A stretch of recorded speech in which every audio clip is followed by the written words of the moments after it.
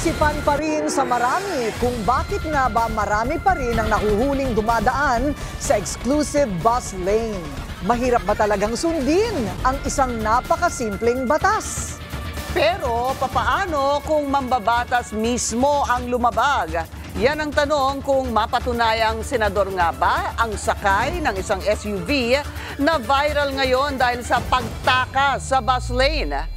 Magandang gabi, ako po si Pinky Webb. At ako naman si Corina Sanchez Rojas. Simulan na natin ang agenda. Isang SUV na may plakang pang-senador viral ngayon matapos tumakas sa bus lane. Panawagan ni Senate President Francis Escudero sa LTO, pangalanan ang may-ari ng sasakyan. Century Peak Tower pinaiimbestigahan sa DILG ang nangyaring Pogo raid noong nakarang linggo. Pero giit ng PNP, lehitimo ang kanilang naging operasyon. Lookout bulletin para sa ilang opisyal ng Office of the Vice President hiniling ng mga mambabatas sa DOJ.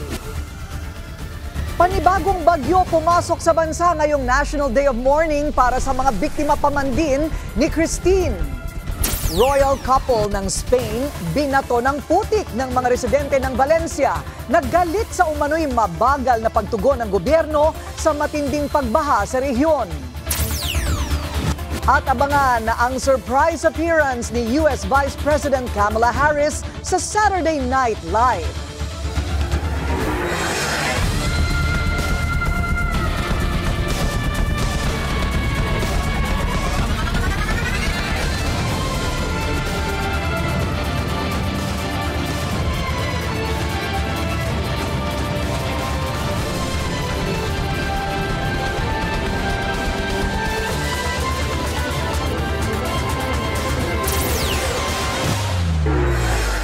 Viral ngayon ang video ng isang SUV na may protocol plate na 7 na naka-assign sa mga senador lamang. Kita sa video na sinita ng miyembro ng Special Action and Intelligence Committee for Transportation o sa ICT itong puting SUV sa loob ng bus lane sa Guadalupe northbound linggo ng gabi. Pilit inaabante ng driver ang sasakyan habang kinakausap ito ng enforcer. At imbis na makipagtulungan, tinangkapan itong sagasaan ang sumita sa kanya dito. Umatras na lamang itong SUV para makalabas ng bus lane. Sir, i-verify lang naman kayo eh. Sir! Sir, license po, license. Driver's license po. Tap, baka sumapit ka. Sumapit ka. Kitang-kita rin sa video ang pagtaas ng gitnang daliri ng pasahero sa likuran ng SUV habang sila'y tumatakas. Iniimbestigahan na ngayon ng mga otoridad kung kanino ba itong sinasabi ng mga netizens na pasaway at bastos na puting SUV. Pinasusuko naman ni Senate President Francis Cheese Escudero ang driver at may-ari ng SUV na tumakas matapos itahin sa loob ng bus lane. Giit ni Escudero, hindi katanggap-tanggap ang inasal ng driver at pasahero ng SUV at umaasa siyang makikilala rin sila ng mga otoridad. Naniniwala rin si Escudero na haharapin ito ang parusa kung totoong miyembro ng Senado ang may-ari ng sasakyan. Piling ko na sa LTO na alamin kung sino nga ba ang pinagkakakilanlan ng may-ari at gumamit nitong kotseng ito, pati na rin yung plaka para malaman kung ito nga ba issued sa isang miyembro ng Senado. Kailangan lamang naman nila i-presenta yung sarili nila, magbayad ng fine, at kung may paglabag dun sa paggamit ng protocol plate ay isurrender yung protocol plate. Samantala, hawak na ng LTO ang kopya ng viral video ng SUV na tumakas sa bus lane. Ayon sa LTO, maliwanag na may mga paglabag ang nagmamaneho. Lalo na nang tangkain umano nitong sagasaan ang lady enforcer na sumita sa kanya. Sa inisyal na investigasyon, walang inisyong protocol plate ang Senado sa naturang SUV. Nakikipag-ugnayan na ang LTO sa SAICT at sa Senado para sa mas malalim pang investigasyon. Papadala na rin ng show cause order ang registered owner ng SUV na hanggang sa mga oras na ito'y ayaw pang ipagbigay alam ng mga awtoridad. At sa isa pang traffic incident sa may Clark, Pampanga naman, suspendido na ang lisensya ng isang Korean national na nag-amok matapos sitahin dahil nakahubad umano siya sa loob ng kanyang SUV. Pinadalhan na rin siya ng show cause order. Sa viral video, makikitang sinagasaan ng dayuhan ng motorsiklo ng isang security guard at maya-maya'y sumalpok sa isang gasolinahan na naging dahilan ng sunog. Nasa kustudiya na ng mga pulis ang Koreano na isa raw casino worker sa Clark Freeport Zone. At makakausap naman natin ngayon si Clark Development Corporation Director Nicolette Henson. Magandang gabi po sa inyo, ma'am. Magandang gabi po, Ma'am Corina. Kumpleto na po ba yung kwento? Kayo pong magkwento kung ano po yung nangyaring insidente na kinasasangkutan ng isang Korean national. Was it really just a matter of being hubad o naked inside his vehicle? Yun lang po ba ang kanyang violation? According po sa pinakahuling update po natin mula sa ating Public Safety Division at ang ating VP for Security Services Group, no? Ang nangyari po dito ay nakapansin po ang mga firemen o firefighters natin dun sa stasyon nila around a little past 5 a.m. po, na October 31, ng isang sasakyang nakapark po sa vicinity ng CDC Fire Station doon po sa may CM Recto Highway. Ngayon po, nung tinignan po kung sino ito o anong ginagawa ng sasakyang ito doon, nakita po, no, bukas naman po ang pinakalikod po nung driver, yung passenger seat, bukas ang window. So nakita nga po na may hubot-hubad na lalaki po inside the parked car. Kaya naman po, nai-report po kaagad sa command center natin sa CDC. At nung pong nakita po, binalikan po ito, ay umalis na po, no, itong sasakyan dahil napansin na po na tila na alerto na po yung mga firemen natin. So kumbaga, ma'am, may initial violation na hubot-hubad sa loob, pero nakasama sa kanyang kaso, nakadagdag yung kanyang panlalaban nung siya po ay hinuhuli na. Yes, Ms. Corina, kasi dahil po noong minomonitor po, no, nung umalis siya, na-alerto po ang ating mga security guards, yung mga roving security guards po natin, nakita po siya na pumunta doon sa may isang casino po dyan sa Clark. At yun nga po ay muntik pa pong nasagasaan itong isa nating guard na nakamotorsiklo. At siya po ay hinabol po, nakipaghabulan po sa ating mga guard at parang pa-exit na po siya sa may friendship gate ng Clark. Noong nasa may stoplight po, no, na pinapababa na po siya ng mga nakasunod na gwardiya, ay pumasok siya doon sa may gas station po before the gate. At doon nga po, sinabihan na siya ng ating security agent na bumaba na sa sasakyan. Pero hindi pa din po ito nagpatinag at talagang binunggo pa. Sumalpok po ito doon sa gas pump po. At yun nga po ang nag-cause ng sunog. So nasaan na po ngayon yung dayuhan, ma'am? Nasampahan na ba siya ng kaso? Yes, Ms. Corina, kasalukuyan po, nasa isang ospital po siya dito sa San Fernando, Pampanga, no? Nagpapagaling po dahil immediately po kasi dinala muna siya sa isang ospital sa Angeles City. Ngunit dahil second degree burns po ang assessment sa suspect na ito na Korean national, hindi na po kaya ng facilities ng ospital na iyon, no? Kaya po dinala ito sa isa pang ospital. At kayo po ba, yes ma'am, go ahead.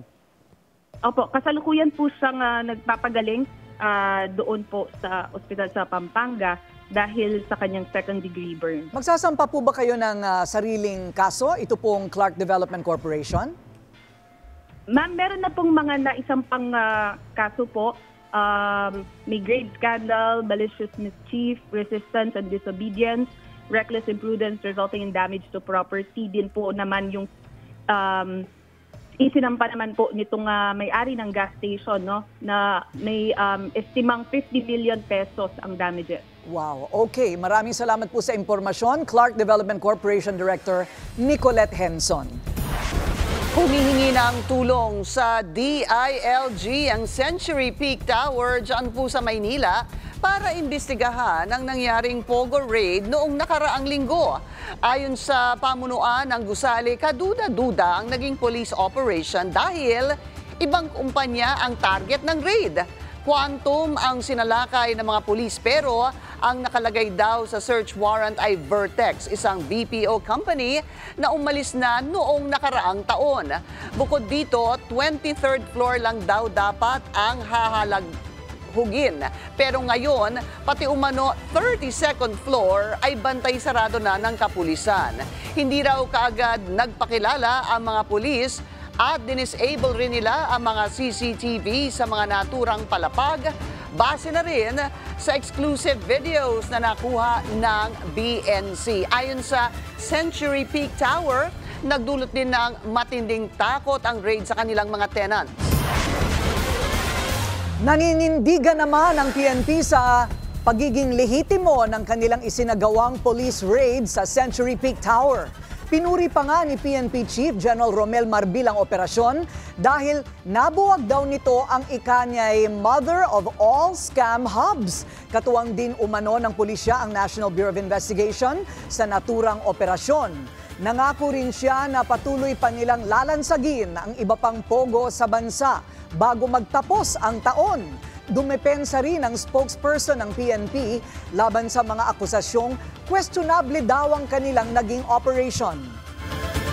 Ang subject po ng kanilang police operation po ay yung Vertex Technology na lumalabas po na nagpalit lamang po ng pangalan ng Quantum Solution po. At ito po ay concerning po sa violation po ng Securities Regulation Code. Kaya po during the operation po, ang kasama po nila ay SEC at PAGCOR po. So this is not a TIP cases o trafficking in person cases that would require the presence po ng IACAT and even PAOK. Daan-daang empleyado ang inaresto sa operasyon, kabilang ang 76 na dayuhan. At makakausap po natin ngayon ang co-chairman ng House Quad Committee na nag-iimbestiga rin dito sa Pogo issue, Congressman Dan Fernandez. Congressman, magandang gabi po muli sa inyo.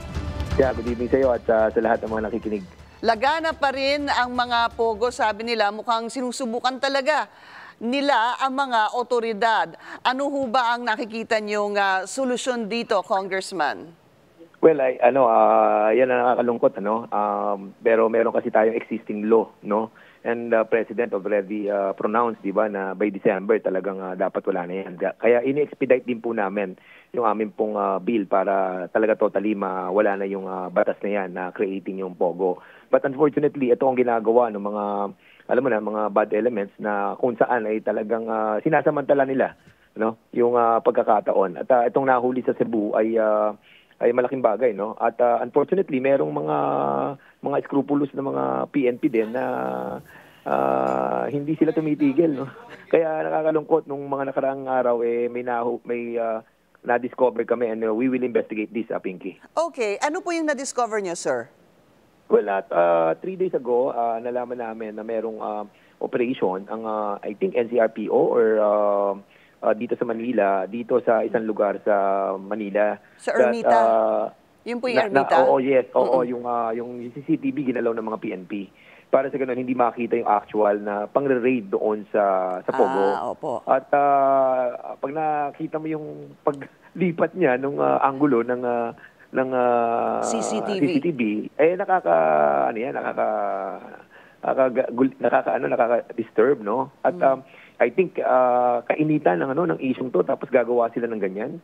So we need to keep this updated sa hearing namin para sa ganun hindi ito pamarisan. So I guess you will tackle this during the next Quadcom probe, sir. Kailan ho ba ang susunod na hearing? Unfortunately, yung Webes namin is about EJK and dangerous drugs. So I was talking with the chairman and asking na masingit sana to, but unfortunately, yung POGO will be discussed on the next hearing. So hindi pa ngayon at kinukulate pa rin naman natin yung mga ebidensya. Congressman, maliban po kasi doon sa Ermita, no, meron din pong naging POGO raid dyan po sa Bataan. You know, what I wanted to find out from you, sir, is that dapat ho ba o meron ho ba dapat na siguro involvement o pananagutan ang mga LGU kapag meron pong nakikitang illegal na POGO sa kanilang mga lugar? Kasi yung APAB, kung mapapansin mo, it's an economic zone being handled by a separate entity. At yung APAB na to is a pre-zone na kung saan sila yung nag-handle ng pagbibigay ng permit. Permit from APAB and permit from PAGCOR is all required para payagan yung pag-operate nung gambling, nung games.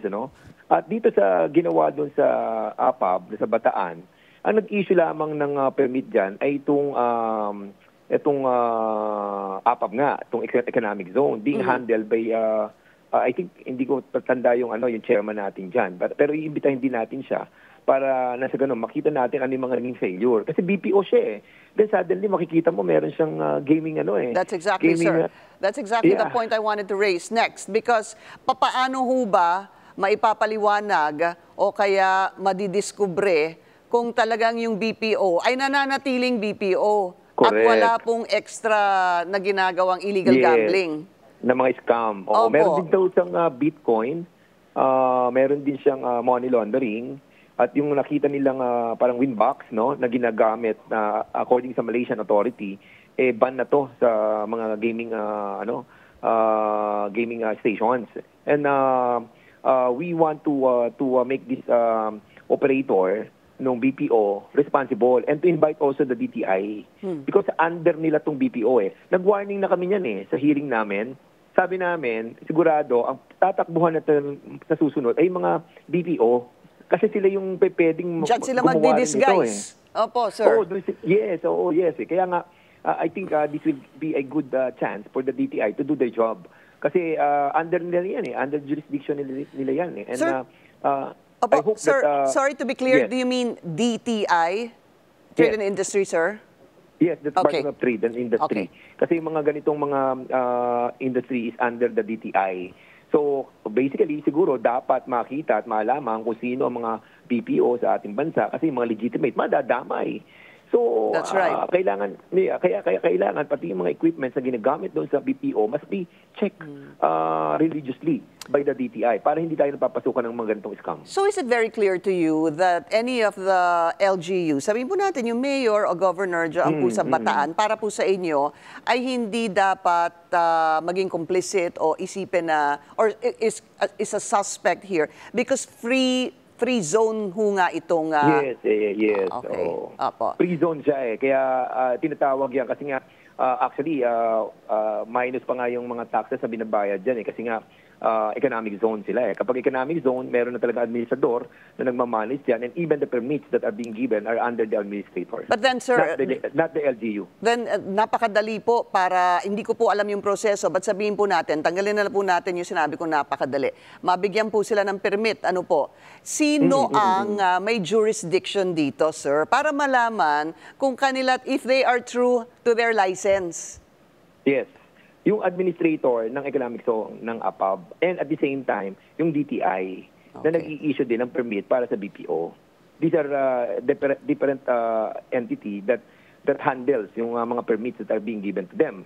Kung BPO lamang. Pero nung makita natin na may gaming operation, mayroong mga ganitong klase ng operation, this goes under the jurisdiction of the PAGCOR already. Okay. Kaya alam mo, dito nila na-hide At ang nasisira dito yung ating reputasyon, ang reputasyon ng ating bansang Pilipinas. At yung mga legitimate BPOs that are a driver for the economy, sir. Sir, last question, any idea on sino o kanino konektado itong BPO na nagkaroon po ng POGO dyan sa Bataan? Malaysian ang identity ng mga nag-operate, and we're trying to dig deeper connection doon sa mga iniimbestigahan natin. So far, wala pa tayong nakikita, but we hope that if there is connection, then we will discuss it in the next hearing. But Maraming salamat. unfortunately, as of now, wala. Maraming salamat. Okay, Mabuhay thank ka. you, sir. Quadcom Co-Chairman Dan Fernandez. Pinababantayan ng mga mambabatas sa DOJ ang ilang opisyal ng Office of the Vice President para hindi na daw maulit ang nangyaring pagtaka sa bansa ni Guo Huaping o mas kilala bilang dating Bamban Mayor Alice Guo. Ilang beses na silang naimbitahan sa pagdinig sa Kamara sa paggamit ng pondo ng opisina ni VP Sara. Pero wala ni isa sa kanila ang sumipot. Narito ang agenda report ni Zandro Ochona. Hiniling na ng House Committee on Good Government and Public Accountability sa DOJ na bantayan ang 7 sa mga opisyal ng OVP at DepEd noong hawak pa ni VP Sara Duterte ang ahensya. Paliwanag ni Committee Chairman Joel Chua, hiniling nila ang lookout bulletin dahil tanging ang korte lang ang makakapag-issue ng whole departure order kapag nakasuhan na ang mga ito. Ang purpose po ng lookout bulletin is para ipacheck. Baka mamaya may mga outstanding warrant sila. And at the same time, yung itinerary ay mamonitor kung sakasakali man may mga lalabas ng ating bansa. Sa sulat na ipinadala ni Chua sa DOJ, inisa-isa ang pangalan ng 7 sa mga dating mga opisyal ng DepEd na kasalukuyang opisyal ng OVP. Mahalaga sa isinasagawang investigasyon ng komite ang testimonya ng mga nabanggit na opisyal at mayroon na raw itong impormasyon na posibleng naghahanda na sila para makaalis ng bansa. There are some who are trying to leave the country. So as to kung sino, hindi naman na-divulge yung mga name. But syempre, ayaw naman nating baka mamaya kagaya nangyari kay Mayor Alice Guo, nasa lisihan tayo. So at least ito, meron na tayong info na ibinabato like lookout bulletin para at least nakaantabay na ang mga ahensya ng gobyerno. At kapag hindi pa rin sila dumalo sa pagdinig bukas, Papahanap natin. Pag na-cite sila for contempt, ipapahanap natin sila. Yun ang consequence po nun. tingin naman ng ilang kongresista ang hindi pagdalo ng pangalawang Pangulo ang dahilan sa pagbaba ng ratings nito. I think it's incumbent to any public officials that when there are questions surrounding your office, it's your responsibility to explain to the people. Sana hindi natin gawing as trivial lang na ito ba'y kasama doon sa performance rating or sa trust rating ng pangalawang Pangulo. Pag patuloy ka nagtatago at patuloy mong hindi sinasagot yung mga tanong na dapat mong sagutin, talagang bababa ang rating mo. Dahil paano ka pagtitiwalaan ng ating mga kapwa Pilipino kung hindi mo sinasagot yung mga tinatanong sa'yo? Nauna nang sinabi ni Chua na may nakikita siyang grounds sa pagsasampa ng impeachment complaint laban sa pangalawang Pangulo. Pero ang prioridad nila sa ngayon ang paggawa ng batas para limitahan ang pagbibigay ng confidential funds at ang sapat na pagbabantay sa naturang pondo. Para sa agenda, Zandro Ochona, BNC. Posible namang ma-hot seat si VP Sara sa plenary debate ng Senado sa 2025 budget ng OVP. Ayon kay Senate President Francis Cheese Escudero, pwede nilang baguhin ang rules sa tinatawag nilang question hour. Sa kasalukuyan kasi budget sponsor dapat ang sasalang sa hot seat para depensahan ang budget ng isang ahensya. Nasa higit 2 billion pesos ang hinihinging budget ng OVP pero 700 million lang ang inaprubahan ng Kamara. Biguring dumating ang VP sa House budget hearings. US presidential nominees, todo na ang paghahanda para sa November 5 elections. Susunod na yan sa agenda.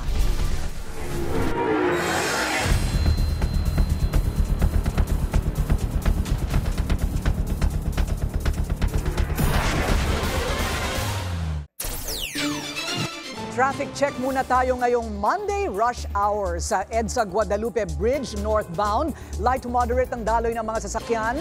Moderate to heavy naman sa southbound lane. May bago na namang bagyong pumasok sa bansa at pinaghahanda na ang Northern Luzon na naman. Inaasahang magla-landfall si Tropical Storm Marce sa Babuyan Islands o mainland Cagayan sa Huwebes o Biyernes. Bukod dyan, uulanin din ang Batanes, Isabela, Ilocos Norte at Camarines Norte. Nasa recovery period pa lang ang ilan sa mga lalawigang ito mula sa hagupit ng magkasunod na bagyong Christine at Leon. At nasa linya natin ngayon si Pag-asa Weather Specialist Rhea Torres. Magandang gabi, Rhea. Yes po, good evening po. Good evening po sa ating mga taga-subaybay. Nasaan na ba si Marce ngayon at gaano kalakas ang tropical depression na ito, itong bagyong ito? So currently, mas lumakas pa po lalo ito si Bagyong Marce. As of 4 p.m. po ay huli itong namataan sa silangang karagatan po ng ating bansa. Nasa may layang 740 kilometers silangan ng Virac, Catanduanes. And currently, nasa tropical storm category po ito na nagtataglay ng lakas ng hangin na 85 kilometers per hour malapit po sa gitna at may pagbugso na 105 kilometers per hour. Kumikilos po sa direksyong west-northwestward sa bilis na 30 kilometers per hour. Yung ganyan, alam mo, hindi kami makaintindi ng mga kilo-kilometer. Pagka ganyan ba, gaano kalakas? Saan natin mahahambing? Yung ganyan kalakas na bagyo, para ba yung Leon? So, si Bagyong Leon po kasi umabot po siya ng super typhoon category po. So, currently nasa may tropical storm category pa lamang po ito sa si Bagyong Marce. So, ibig sabihin po, ikalawang kategorya pa lamang po ito ng 5 categories nung bagyo po natin. So, hindi po ganun kalakas pa masyado yung mga hangin po nito. Pero maaari po yung for example, yung mga light materials or mga bahay na gawa po sa light materials is na bububog na po ng mga hangin na pinakamalapit po sa sentro nito. Posibleng lumakas, posibleng humina upon landfall? Yes po, nasa dagat po ito. So, intensifying po siya or lalo pang lalakas sa mga susunod na araw, especially po sa darating na Wednesday, maaari po itong umabot ng typhoon category. So, almost a similar category po sa Bagyong Leon. So, upon landfall sa norte, apektado rin ang Metro Manila? Yung Metro Manila po, if hindi po siya mahagip nung radius nung bagyo, ito po yung area na kung saan mararamdaman yung malalakas na hangin na dala ng bagyo. Most likely yung trough or yung extension po nung bagyo, yun po yung mga naliligaw na mga kaulapan sa labas nitong bagyo. Yun po posible magdulot ng makulimlim na panahon po sa atin, gayon na may kasama pong mga mahihina na hanggang sa katamtaman ng mga pag-ulan. Okay, so ang tanong, ilan pa ba ang mga bagyo na aasahan natin? Hanggang Pasko ba tayo ibabagyuhin? For now po, nakikita natin na based po yung TC Threat Potential Forecast or yung posibilidad na may kasunod pa itong si Bagyong Marce. For now po, for the next week, pwede pa po may kasunod itong binabantayan na Bagyong Marce. At bago po matapos yung taon, for the month of November rather, isa hanggang sa 2 ang maaaring mabuo or pumasok ng PAR. At bago po matapos yung taon or hanggang sa darating na December, maaaring umabot pa hanggang 4 yung mabuo po or pumasok po na ating area of responsibility. Maraming salamat, Pag-asa Weather Specialist Rhea Torres. Sa paggunita ng araw ng pagluluksa ngayong Lunes, binisita ni Pangulong Bongbong Marcos ang mga komunidad sa Batangas na labis na naapektuhan ng mga nagdaang bagyo. Yan ang agenda report ni Ailina Talipeng ng Abante Radyo. Iniutos ni Pangulong Ferdinand Marcos Jr. sa mga pangunahing ahensya ng gobyerno na rebisahin ang flood control master plan ng bansa para maiwasang maulit ang trahedyang sinapit ng maraming biktima ng mga nagdaang bagyo. Ginawa ng Pangulo ang direktiba sa kanyang pagbisita sa Batangas ngayong Lunes, kasabay ang pamamahagi ng tulong sa mga magsasaka at mangingisda kasama na ang pamilya ng mga ito na matinding nasalanta ng kalamidad. Pinuntahan ni Pangulong Marcos Jr. ang Ground Zero sa Barangay Sampaloc, Talisay para sa isang misa kasabay ang idineklarang National Day of Mourning. Bumisita rin siya sa bayan ng Laurel. Personal na nakita ng Pangulo ang matinding pinsalang iniwan ng Bagyong Christine. Nagbigay direktiba na rin tayo sa DPWH, DNR at iba pang mga ahensya na rebisahin ang mga flood control master plan. Ito ay upang kayanin ng mga infrastruktura natin ang matinding pagbaha na nangyari kada 100 taon, ngunit ngayon ay nagiging mas madalas na. Nagbilin din ng Pangulo sa mga ahensya ng gobyerno na gawing standard operating procedure na ang dahan-dahang pagpapalabas ng tubig mula sa mga dam bago pa man dumating ang bagyo upang maiwasan ang matinding pagbaha. Dahil matitindi na ang bagyong dumarating sa bansa, iniutos ng Pangulo na gumawa ng mga makabagong disenyo para siguraduhing matibay ang mga kalsada at tulay. Inatasan niya ang DPWH na agad kumpunihin ang nawasak na Bayuyungan Bridge at gumawa ng spillway habang inaayos ang tulay para may madaanan ang mga tao at mga kalakal. Ayon sa Presidential Communications Office, umabot sa halos 110 milyong piso ang ipinamahaging tulong ng Pangulo sa Batangas. Tig 10,000 sa mahigit 4,000 benepisyaryo mula sa bayan ng Agoncillo, Laurel at Talisay, bukod pa sa tig 10 milyong piso na ibinigay sa mga pamahalaang lokal ng Talisay, Laurel, Agoncillo, Cuenca, Lemery at Balete sa pamamagitan ng Department of Social Welfare and Development. Nagpapasalamat ako sa lahat na tumutulong at nagpakita ng kanilang kakayanan para sa kapakanan ng ating kapwa. Salamat ulit sa Metrobank at iba pang pribadong sektor na nagbigay ng mga donasyon at patuloy na tumutulong sa lahat ng mga naapektuhan ng bagyo. Namahagi rin ang Pangulo ng materyales para sa mga nasirang kabahayan na nagkakahalaga ng 6 na milyong piso na donasyon ng pribadong sektor. Para sa agenda, Aileen Taliping, Abante Radyo. Ipinabasa half-mast ang bandila sa PNP headquarters sa Camp Crame kanina bilang pakikiisa sa mga biktima ng bagyong Christine. Ayon din yan sa pagdeklara ni Pangulong Marcos sa November 4 bilang National Day of Mourning. Nag-alay ng dasal ang PNP para sa lahat ng mga nasawi dahil sa bagyo. Sa pinakahuling tala ng NDRRMC, umabot na sa 150 ang nasawi habang 20 naman ang patuloy na nawawala. Higit 8.6 million din ang naapektuhan ng bagyo. Dismayado si Senadora Amy Marcos dahil sa umano'y kakulangan ng babala mula sa Pag-asa na naging dahilan ng pagkamatay ng halos 60 sa Batangas noong kasagsagan ng bagyong Christine. Ayon sa Senadora, marami sana ang nailigtas ang buhay kung nasabihan ng mas maaga ang LGU. Pinuna rin niya ang hiling na dagdag budget ng ahensya para sa susunod na taon mula 1.6 naging 1.9 billion pesos. 59 ang namatay habang 12 pa ang nawawala sa Batangas dahil kay Christine. Higit 20,000 ang nasa evacuation centers pa rin sa ngayon. Sinusubukan pa rin naming kunan ng pahayagang DOST at Pag-asa ukol dito. Sa Spain naman, bumuhos ang galit ng mga residente ng Valencia matapos ang malawakang pagbaha sa rehiyon. Binato ng putik ang hari at reyna nang dumalaw sila sa isang bayan para kausapin ang mga biktima. Galit ang mga demonstrador saan nila'y mabagal na tugon ng pamahalaan sa kalamidad. 217 na ang namatay at dosena-dosena pa ang nawawala dahil sa pagbaha.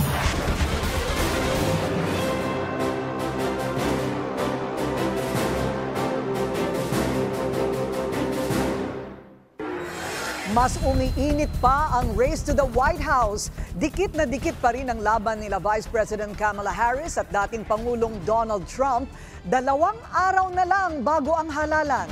Yan ang agenda report ni Eugene Nadalia. On high alert na ang Washington, D.C. 2 araw bago ang U.S. presidential elections. Bantay sarado na ang White House at ang official residence ng Vice-Presidente.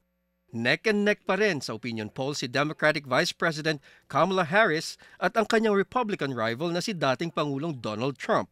Ayon sa isang analyst, maaaring magkaroon ng tinatawag niyang radical changes kung si Trump ang mananalo. Status quo naman kung si Harris. Just because things are so close in 2024 and it's so hard to predict what's going to happen should Trump lose. If he wins, I think we know what is going to happen. He has said it himself, and it's going to be a really tumultuous 4 years in the United States, particularly if he has control of the Senate. And if he has control of the House, he will have what we call a trifecta, where all 3 branches of the federal government are in Republican control. And even for that, there would almost be nothing that could prevent him from doing what he wants to do. Habang patapos na ang kampanya, down the wire pa rin ang labanan sa tinatawag na swing states, ayon sa huling poll ng New York Times at Siena College. Maliit lang ang lamang ni Harris sa Nevada, North Carolina, Wisconsin at Georgia. Lamang si Trump sa Arizona, habang statistically tied naman sila sa Pennsylvania at Michigan. Sa Republican state of Iowa naman, mukhang malabo nang manalo si Trump. Lamang si Harris doon 47-44. Well, this is the first time that we've had Kamala Harris in the lead, so that by itself was a shock. We polled in September, and she had closed a gap from our previous poll when Joe Biden was on the ticket by 14 points. So Donald Trump had been leading by 18 points in June, and then Trump leading by just 4 points in September. So this is really almost a linear continuation of that trend, which had Kamala Harris leapfrogging over Trump into the lead. Nanalo si Trump sa Iowa noong 2016 at 2020. Pero ngayon, women voters ang nagpabagsak sa kanya sa Iowa. Para sa Agenda, Eugene Adalia, BNC. Busy si Donald Trump sa kanyang last-minute campaign sa mga swing state. Mula Pennsylvania sa North Carolina naman dumalaw ang dating Pangulo kung saan ibinida niya ang kanyang planong tax cuts kapag nakabalik siya sa Oval Office. My plan will massively cut taxes for workers and small businesses, and we will have no tax on tips, no tax on overtime, and for our seniors, no tax on Social Security benefits. Nangako rin si Trump ng mas mahigpit na seguridad sa mga border ng Amerika. Today I take the oath of office, the migrant invasion ends, and the restoration of our country begins. Sa kabila ng patong-patong na kaso, nananatiling malaki ang tsansa ni Donald Trump na makabalik sa White House.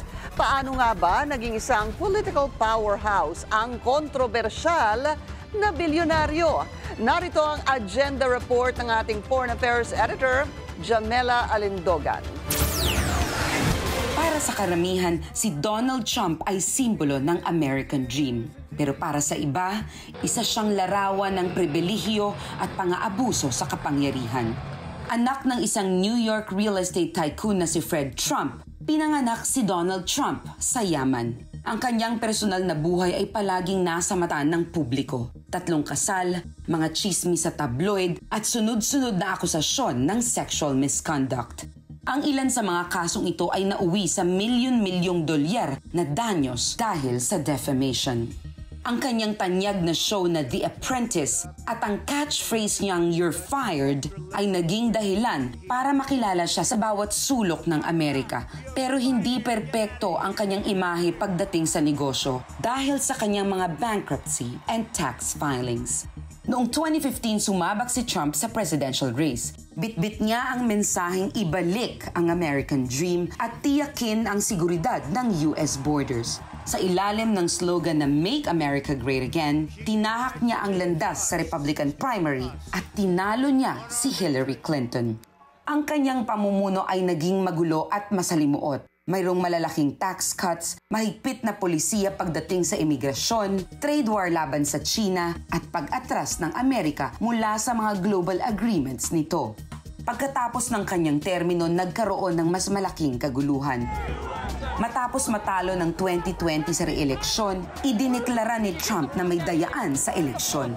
We will never give up. We will never concede. It doesn't happen. You don't concede when there's theft involved. At ito ay humantong sa rally noong Enero 6 at nagresulta sa tinatawag na Capitol Riot, isang araw na naging sanhi din ng kanyang ikalawang impeachment case. Pero kahit ilang taon na siyang naglalagi sa Florida ng mga nakaraang taon, lalo pa rin tumibay ang impluwensya niya pagdating sa loob ng Republican Party. Lalo na sa 3 Supreme Court appointments niya na muling bumago sa mga batas ng Amerika. Sa edad na 78, balik kampanya si Trump at nahaharap sa 91 kasong felony mula election interference hanggang fraud. Pero sa kabila ng mga kasong ito, hindi bumabagal ang kanyang pagkilos at lalo pang tumataas. Maging ang tangkang pagpatay sa kanya sa isang rally sa Pennsylvania ay lalo pang nagpasidhi ng suporta para sa kanya. Ang ambisyong Project 2025 ni Trump ay may mga plano para sa malawakang pagbabago sa imigrasyon at otoridad na federal. Sabi ng mga kritiko, ang Project 2025 na blueprint na ito ay parang konserbatibong manifesto na layong palawakin ang kapangyarihan ng susunod na Republic President at ikalat ang hardline social agenda sa buong pulisiya ng Amerika. Bagamat itinanggi ito ni Trump, sinasabi din ng mga eksperto na ito ay magbibigay ng idea sa mga botante kung ano ang magiging Amerika sa ilalim ng pangalawang termino ni Trump bilang Pangulo. Marami ang nagtatanong kung paano haharapin ng mga bansa dito sa Southeast Asia ang transaksyonal na pamamahala ni Trump. Dahil pagdating sa isyong pangseguridad, kadalasan sila ay gumigitna sa Estados Unidos at China. Para sa Agenda, Jamela Alindogan, BNC. Sa swing state of Michigan naman, nag-rally si Kamala Harris kung saan hinarap niya ang libo-libong Arab Americans. Sa giyera sa Gaza at Lebanon, sumentro ang speech ng Vice Presidente. This year has been difficult, given the scale of death and destruction in Gaza and given the civilian casualties and displacement in Lebanon. It is devastating. And as President, I will do everything in my power to end the war in Gaza.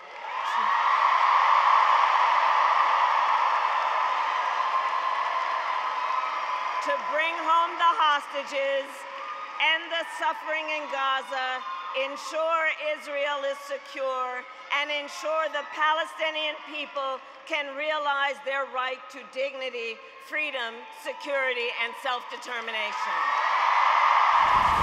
Susubukan ni Kamala Harris na gumawa ng kasaysayan. Kung mananalo, siya ang magiging unang babae at South Asian American na presidente ng Estados Unidos. Nagbabalik si Jamela Alindogan para sa agenda report na ito. Well, Kamala Harris is San Francisco's first woman district attorney and the first African-American woman to hold the office in California. Welcome. Noong 2021, nagmarka si Kamala Harris sa kasaysayan bilang unang babaeng Black American at South Asian American na vice-presidente ng Estados Unidos. Ipinanganak noong 1964 sa isang Jamaican na ama at Indian na ina. At madalas niyang ikinikwento na ang mga sakripisyo ng kanyang mga magulang bilang emigrante ang nagbigay sa kanya ng dedikasyon sa hustisya. Sinimulan niya ang kanyang karera sa batas noong 1990. Nakatutok ang mga kaso ng pang-aabuso sa bata. Noong 2004, siya ang naging district attorney ng San Francisco at nanguna sa pagpapakasal ng unang same-sex couple ng lungsod. Noong 2022, bumisita siya sa Palawan, isang makasaysayang pagbisita bilang pinakamataas na ranggong US official na dumating sa rehiyon. Ang kanyang pagbisita ay nakitang malakas na mensahe ng suporta ng Amerika para sa Pilipinas at sa depensa sa South China Sea. May naging koneksyon na din siya sa bansa bago pa man ang kanyang pagbisita. Ang kanyang asawa na si Douglas Emhoff ay kumatawan sa Amerika sa inaugurasyon ni Pangulong Ferdinand Marcos Jr. Nang umatras si Pangulong Joe Biden sa eleksyon, tinanggap ni Harris ang endorsement at inihayag ang kanyang kandidatura. Dala niya ang kanyang pangunahing advokasya ni Biden: demokrasya, karapatang pantao, climate action at tax reform na lalong nagpapabor sa middle class. Sa mga kampanya, pinatindi ni Harris ang kanyang mga banat kay Trump. Tinawag itong isang banta sa demokrasya at pasista, at hinikayat ang mga botante na umusad mula sa pagkakahati ng bansa. This is not 2016 or 2020. We can all see that Donald Trump is even more unstable and more unhinged, and now he wants unchecked power. And this time, there will be no one there to stop him. Not even the Supreme Court, which months ago told the former president that he is essentially immune no matter what he would do in the White House. At Sa mga nakaraang buwan, nakatutok si Harris sa tinatawag na undecided voters at moderate Republicans. Ngunit iniwasan niya ang partikular na mga detalye pagdating sa polisiya, gaya ng border security, healthcare at kaguluhan sa Gaza. Kung mananalo man, haharap si Harris sa matitinding domestic at international na hamon mula sa seguridad ng border, krisis sa Ukraine, hanggang sa tensyon sa Taiwan, Israel at Gaza. Sa Timog Silangang Asya naman, malaking tanong ang paghawak niya sa balanse ng relasyon sa mga kaalyado at kahit sa China. Ilang araw na lang at madikit pa rin ang laban at ang buong mundo ay nakaabang kung si Kamala Harris at handang muling gumawa ng bagong kasaysayan. Kahit siya pa ang pangalawa sa pinakamakapangyarihang opisyal sa Estados Unidos, nagsusumika pa rin si Vice President Kamala Harris na makilala ng maraming botante sa Amerika ilang araw na lang bago ang halalan. Para sa Agenda, Jamela Alindogan, BNC. Dalawa pang suspect sa pagdukot sa American vlogger sa Zamboanga del Norte tinutugis sa pagbabalik yan ng Agenda.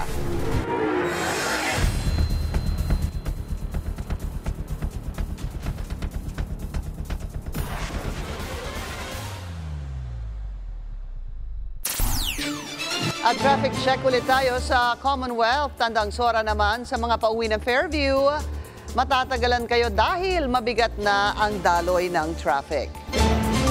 Tinutugis na ng pulisya ang dalawang bagong suspect sa pagdukot sa US national na si Elliot Eastman sa Zamboanga del Norte. Hindi nagbigay ng detalye ang mga otoridad sa pagkakakilanlan ng dalawa. Pero anila, malaki ang naging papel nito sa krimen. Dinukot si Eastman ng mga armadong lalaking nagpanggap na mga pulis noong October 17 sa Barangay Poblacion. Hawak ng kapulisan ang 3 pang mga suspect.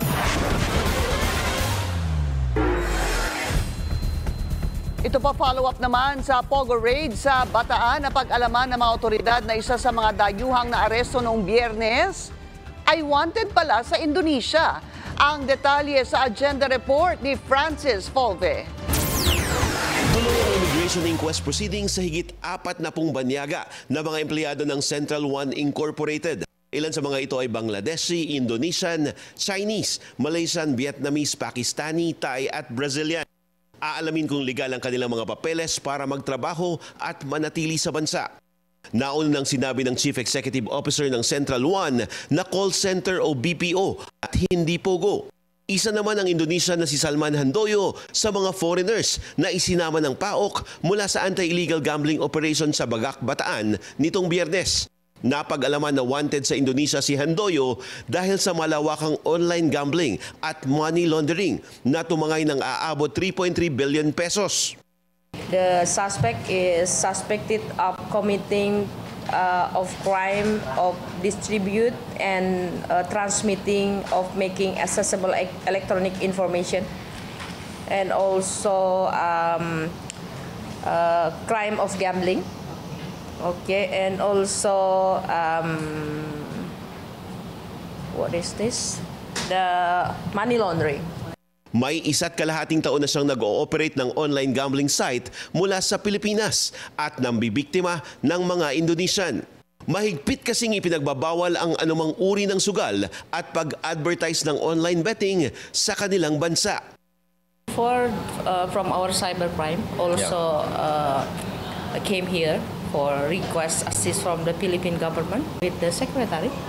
Yes, with the secretary also, and after that we continue also with the Philippine National Police because we have the MOU with the Philippine National Police and also with the PAGCOR. At the time also we request also.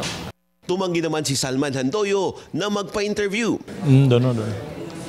Depensa ng Central One, nagsinungaling ang dayuhan kaya nila ito tinanggap na empleyado. This is actually not the first time na nagkaroon ng magandang resulta yung coordination namin with other foreign counterparts natin sa law enforcement. So, kagaya nung mga previous accomplishments na ginawa namin before with our counterparts here, marami tayong na-solve, marami tayong na-rescue, at marami tayong nahuli ng mga wanted persons.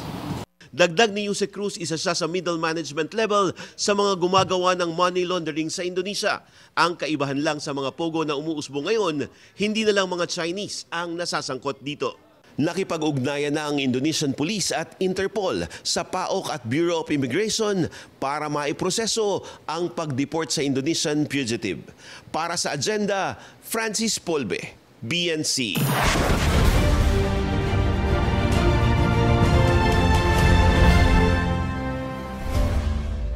Kumpleto na ang higit 100 technical hubs na gagamitin para sa midterm elections at sa BARMM parliamentary polls sa 2025. Ayon sa COMELEC, makatatanggap ng tig-isang tech hub ang bawat isang probinsya sa bansa na bubuksan simula May 6. Ito'y magsisilbing lugar para magkumpuni ng mga makinang gagamitin para sa eleksyon. Sa Metro Manila, makikita ang tech hub sa mga lungsod ng San Juan, Makati at Valenzuela. Nagsimula na ang filing ng Certificates of Candidacy sa Bangsamoro Region sa kabila ng mga panawagang i-postpone ang halalan. Ang mga detalye sa agenda report ni Hannah T. Tuloy ang halalan sa Bangsamoro. Ito ang deklarasyon ni COMELEC Chairman George Garcia kasabay ng pagsisimula ng filing ng Certificates of Candidacy sa Bangsamoro Region ngayong araw. Sa kabila ng mga panawagang ipagpaliban ang halalan, naninindigan ng COMELEC na tuloy ang eleksyon sa rehiyon. Nangunguna sa mga nananawagan ng pagpapaliban ng halalan ang mismong Bangsamoro Transition Authority o BTA Parliament. Ikinakatwiran nila ang desisyon ng Korte Suprema kamakailan na nag-aalis sa Sulu sa Bangsamoro Autonomous Region in Muslim Mindanao o BARM. Ayon sa BTA, kailangan ng mas mahabang panahon upang maisakatuparan ang mga pagbabago sa mga distrito at parliament representation dulot ng Supreme Court ruling. Again, hanggat walang batas na andun yung paghahanda ng Commission on Elections, tatapusin natin itong filing ng candidacy mula November 4 to 9. Ayon kay Garcia, may Plan B naman ng COMELEC sakaling magkaroon ng pagbabago sa schedule ng eleksyon sa Bangsamoro. Kaya lang, may pondo pa rin kailangang ilaan dito. Kung sakali naman pong mag-manual election ng COMELEC dahil hindi matutuloy ang halalan, kailangan po namin siguro kulang-kulang mga 1 bilyon. Sa halalan sa Bangsamoro sa susunod na taon, 65 positions ang nakataya sa Bangsamoro Parliament. 40 mula sa mga regional political parties at 25 mula sa parliamentary districts. Kailangan din mag-fill out ng 2 balota ang mga botante sa Bangsamoro. Isa para sa national at local elections at isa para sa Bangsamoro parliamentary elections. Si Sheikh Manda, pinakaunang naghain ng kandidatura sa Bangsamoro Electoral Office. Bago pa man daw sinulong ang parliamentary election sa kanilang lugar, ninais niya nang tumakbo.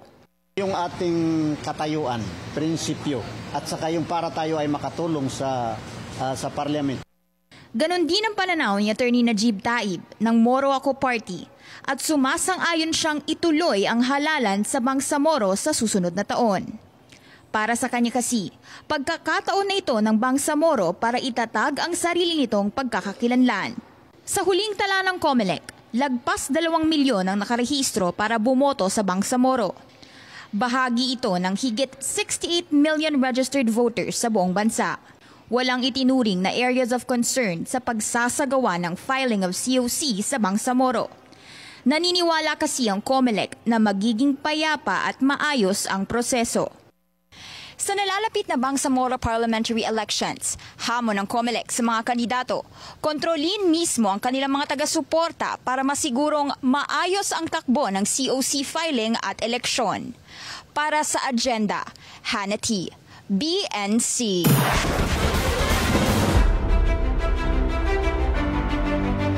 Isa pang gatsalyan ang sasabak sa politika. Alamin kung sino siya sa agenda report ni Pierre Pastor. Sa Valenzuela City, sinisemento na ng magkakapatid na Gatchalian ang kanilang posisyong politikal. Si incumbent Mayor Wesley o Wes Gatchalian muling tatakbong mayor para sa kanyang ikalawang termino. Hahamunin si Wes ng independent candidate na si Benjamin de Los Angeles, 69 years old na taga-barangay Karuhatan. Wala ring gaanong impormasyon tungkol sa kanya maging sa dokumentong isinumiti niya sa COMELEC. At sa unang pagkakataon, sasabak na rin sa politika ang isa pang kapatid, si Kenneth Gatchalian bilang kongresista ng 1st District. Si Kenneth ngayon ang presidente ng Welex Group Incorporated, lupon ng mga kumpanyang pag-aari ng mga Gatchalian. Kung papalarin si Kenneth sa eleksyon sa Mayo, 4 na silang nasa politika. Si Mayor Wes, ang panganay na si Sherwin Owin na mananatiling senador hanggang 2028 at si Rexlon o Rex na mananatili sa gabinete ng Administrasyong Marcos bilang Department of Social Welfare and Development Secretary. Base sa 2020 census, ang Valenzuela City ay meron lamang 714,978 na populasyon. 443,611 ang kanilang registered voters noong 2022. Matatagpuan sa Valenzuela City ang mga factory o pagawaan ng iba't ibang produkto at kumita ang lungsod ng 3.98 billion pesos noong 2023. Para sa agenda, Pierre Pastor, BNC. Bahagyang bumaba ang Philippine Stock Exchange Index sa pagbubukas ng panibagong trading week. Nabawasan ang local stock market ng 6 points at nagsara sa 71.36. Ang pinakamalaking drag ang mining at oil sector na bumagsak ng halos 2%. Nasa cautious mode ang mga investor ngayong linggo dahil sa darating na US elections at policy meeting ng US Federal Reserve. Ang piso muli ring humina kontra dolyar. Ang katumbas ngayon ng $1 nasa 58 pesos at 34 centavos na. Naging masalimuot ang buwan ng Oktubre para sa ilang bilyonaryo sa bansa. Ayon sa Forbes, maging ang kanilang net worth ay tinamaan dahil sa profit-taking sa PSE. Ang Sy family nabawasan ng 7% ang halaga ng combined assets na bumaba sa $13 billion. Ang ports at casino magnate na si Enrique Razon, 4% naman ang nabawa sa net worth na ngayon ay nasa $11.5 billion. Si Manny Villar lang ang bilyonaryong tumaas ang net worth noong Oktubre na tumalon sa 24% sa $17.9 billion. May dagdag bawas muli sa presyo ng petrolyo bukas. Tataas ng 50 centavos ang 1 litro ng kerosene habang 75 centavos ang dagdag sa diesel. Maliit naman ang rollback sa presyo ng gasolina na 10 centavos per liter lamang. Ayon sa Energy Department, ilan sa mga dahilan ng dagdag bawas ay ang magandang fuel demand sa Amerika at ang lumalalang kaguluhan naman sa Middle East.